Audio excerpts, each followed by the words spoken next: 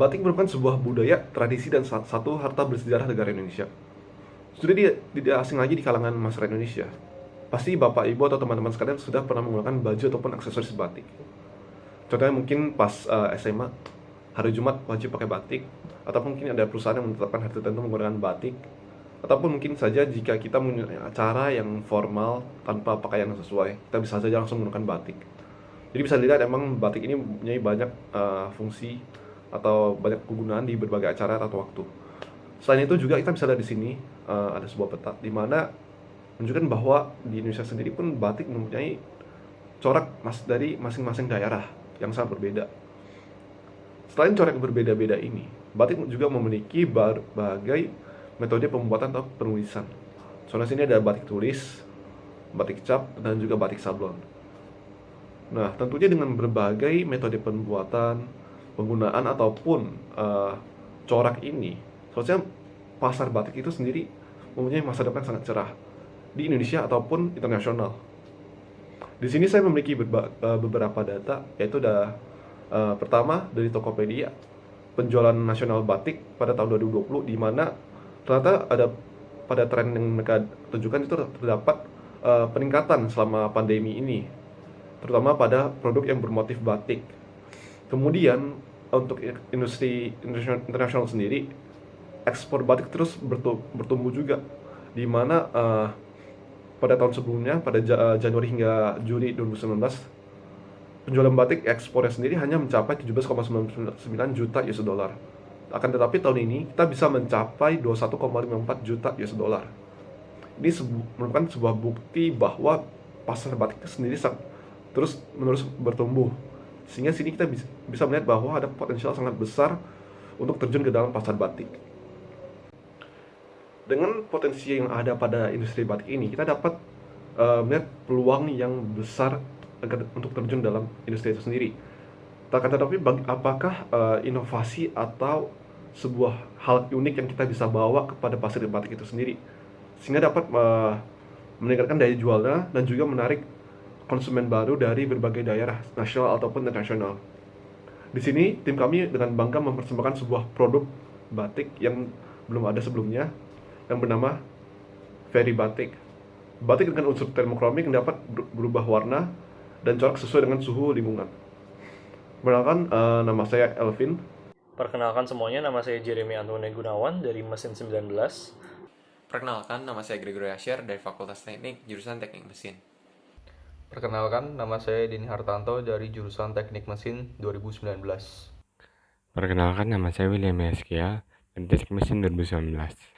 Inovasi produk yang kami bawa adalah batik tulis yang menggunakan pigmen termokromik sehingga dapat berubah warna pada suhu lingkungan tertentu. Nah, termokromik adalah suatu proses perubahan warna akibat perubahan suhu yang terjadi pada zat leukodise atau TLC. Nah, produk yang kami bawa ini kami menggunakan zat leukodise sebagai bahannya, karena zat leukodise ini lebih aman. Leukodise adalah suatu bahan yang dapat berubah warna akibat perubahan suhu. Struktur molekuler leukodise ini dapat berubah dan tidak memasukkan cahaya pada suhu tertentu, sehingga kita bisa lihat pada gambar bahan yang dilapisi leukodise berubah warna pada suhu tinggi atau air panas.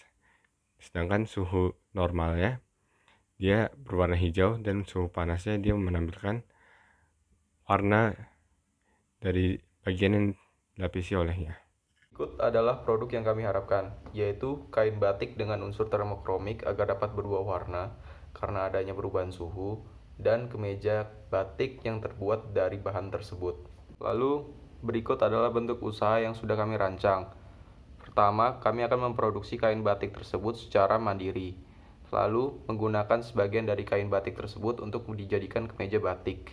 Lalu, untuk memperluas pemasaran, kami juga akan melakukan penjualan secara online. Lalu, berikut adalah metode pelaksanaan yang sudah kami buat. Pertama, kami akan melakukan identifikasi pasar dan pengembangan penelitian konsep produk, perencanaan bisnis, lalu mendesain, memproduksi, dan mempromosikannya. Lalu apabila sudah selesai semua, kami akan meluncurkan produk kami yang sudah jadi. Lalu setelah itu, kami akan mengevaluasinya kembali. Apabila sudah optimum, kami akan menyempurnakannya. Apabila belum, kami akan kembali ke perencanaan bisnis untuk ditinjau ulang. Berikut adalah SWOT dari Fairy Batik. Yang pertama adalah strength, Feri batik lebih unik dibandingkan dengan batik konvensional pada umumnya, dan pembuatan pigmennya juga tidak sulit. Selain itu, kualitas produk yang dihasilkan memberikan profit yang sangatlah tinggi. Selain itu, ada pun kelemahannya, yaitu feri batik membutuhkan waktu yang lama untuk menghasilkan satu buah kemeja, dikarenakan batik tulis membutuhkan proses yang lama.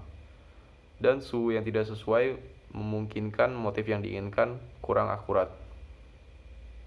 Selain itu ada opportunity. Kami akan memasarkannya melalui platform online. Dan selain itu, konsep kami belum terimplementasikan pada batik-batik secara keseluruhan di Indonesia. Lalu threat yang kami harus atasi adalah minimnya kepercayaan masyarakat terhadap feri batik. Slide berikutnya adalah analisis ekonomi.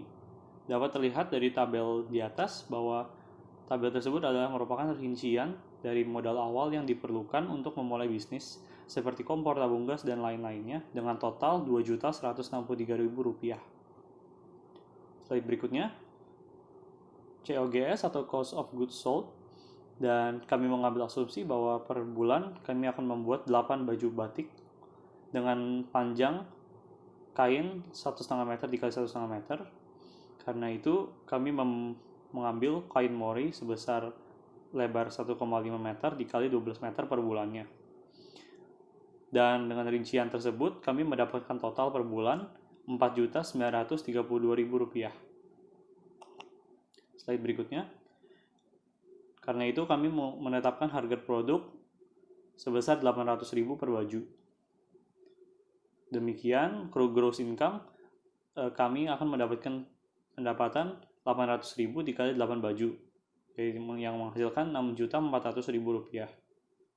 Lalu pendapatan kotor yang didapatkan setiap bulannya adalah Rp6.400.000 dikurang Rp4.932.500, yang menghasilkan Rp1.467.500. Karena itu, gross profit margin yang didapatkan adalah 23%.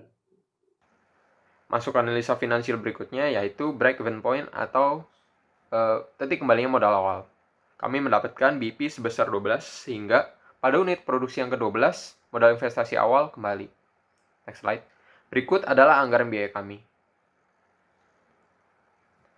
Lalu berikut adalah jadwal kegiatan kami. Sebagai kesimpulan, pertama, konsep feri batik merupakan sebuah konsep yang unik dan baru karena kami rasa pengaplikasian termokromik pada industri pakaian khususnya pada dunia batik belum banyak yang mengembangkannya. Lalu yang kedua, feri batik dapat kita katakan profitable atau menguntungkan. Dan yang ketiga, konsep yang ditawarkan oleh feri batik ini dapat membantu melestarikan budaya, sejarah, dan tradisi Indonesia. Dan sebagai penutup, ada sebuah kutipan dari Pak Jokowi. Lestarikan budaya batik Nusantara, harta negara. Sekian presentasi dari kami. Mohon maaf apabila ada kesalahan. Terima kasih.